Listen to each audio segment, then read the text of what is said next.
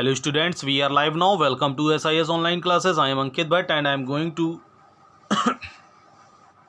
continue with chapter number 15 air. Okay, so students start करते हैं activities से to prove presence of dissolved air in water. ठीक है, proof करना है dissolved air in water की presence को. ठीक है, so materials हैं glass beaker, burner, tripod stand, fresh water, wire gauge, etc. Okay. Method: set up the experiment as shown. Heat the water in the beaker. Okay. Observation: within a short time, air bubbles start rising up in water. These bubbles are of dissolved air in water. When water is heated, the trapped air comes out in the form of bubbles. Okay. Result and conclusion: this activities indicates that water contains dissolved air which is used for respiration by aquatic animals. Okay. Oxygen in soil: when the water is poured on the lump of soil, ठीक है, जब water जो है poured होता है lump of the soil पर, ठीक है, it displaces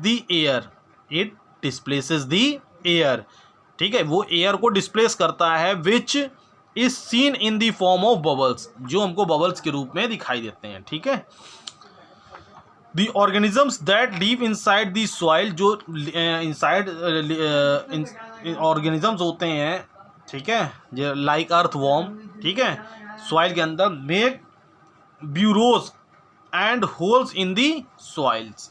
ठीक है, वो सॉइल्स में क्या करते हैं, ब्यूरोज मतलब उनको ढीला करते हैं, उनको मतलब एक तरीके से हल्का खोदते हैं और उसको होल में कन्वर्ट कर, उसमें होल बनाते हैं. ठीक है, in the soil plant roots respire by using the air present in the soil.